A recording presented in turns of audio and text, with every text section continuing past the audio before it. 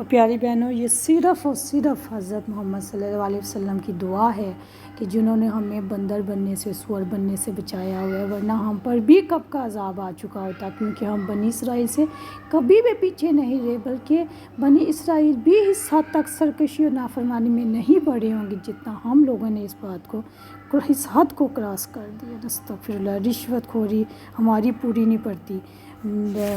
لالچ، چوری چکاری، قتل و غارت، لوٹ مار، یہ ساری برائیاں جمع ہو کے ہمارے اندر آ چکی ہیں۔ یہ کوئی معمولی واقعہ نہیں ہے، ڈرنے والوں کے لیے نصیحت ہے۔ اور پیاری بہنوں، یاد رکھیں جب زمین میں گناہ بہت زیادہ ہو جاتے ہیں، شراب جوئی، بے حیائی، تو اللہ تعالیٰ کو غیرت آتی ہے، اور پھر یقیناً کیا ہوتا ہے، اللہ تعالیٰ زمین کو زلزلے کا حکم دیتا ہے کہ ذرا ہل کو تو دیکھو۔ ایک صحابی نے پوچھا کہ کیا یہ عذاب ہے؟ تو حضرت عائشہ نے کہا نہیں، منافق کے لیے عبرت ہے، سزا بھی ہو سکتی ہے، لیکن جو مومن ہیں، جن کے دل میں تقویٰ ہے، ان کے لیے نصیحت ہے کہ واپس آ جائیں، ڈر جائیں، اب اللہ تعالیٰ کی نافرمانی کرنے سے ڈر جائیں۔ اور اب اگر آپ ارد گرد دیکھیں تو آپ کتنے زیادہ زلزلے آتے ہیں، کتنی خبریں آتی ہیں، لیکن ہمارے دل اتنے سخت ہو چکے ہوئے ہیں۔ اس کا مطلب یقیناً یہی ہے کہ ہم لوگ متقی لوگوں میں شامل ہی نہیں ہیں، ہمارے دل نہ ڈرتے ہیں، نہ ہم لوگ برائی سے باز آتے ہیں۔ استغفر اللہ۔ آیت نمبر 67 میں اللہ تعالیٰ کے اللہ تعالیٰ کی ایک اور نعمت کا بیان ہے، وَإِذْ، اور جب موسیٰ علیہ السلام نے اپنی قوم سے کہا کہ اللہ کا حکم ہے ایک گائے ذبح کرو۔ یہاں پہ ایک قصہ بیان کیا جاتا ہے، آج انشاءاللہ تعالیٰ میں اس کی ڈیٹیل بتاؤں گی، کل ہم اس بات کو اس آیت کو سمجھنے کی کوشش کریں گے انشاءاللہ تعالیٰ۔ واقعہ یہ ہوا تھا کہ یہودیوں میں ایک مالدار شخص تھا، اس کی اولاد نہ تھی، اس کا بھتیجا جو تھا، اس کا بھائی کا بیٹا، اس کا وارث بننے والا تھا۔ اس نے کیا کیا، چونکہ ابھی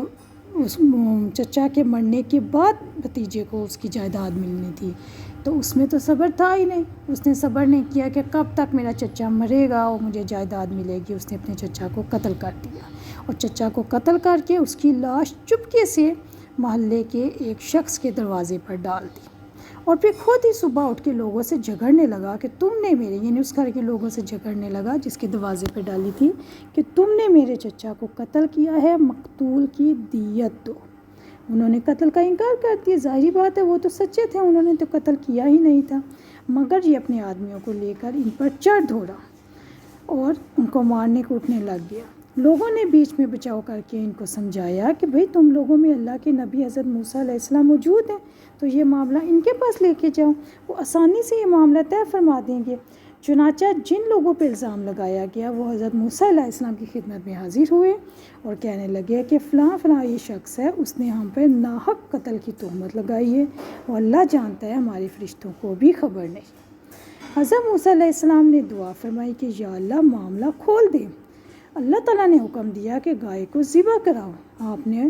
جن لوگوں پہ الزام لگایا گیا تھا ان کو کہا کہ اللہ کا حکم ہے گائے ذبح کرو۔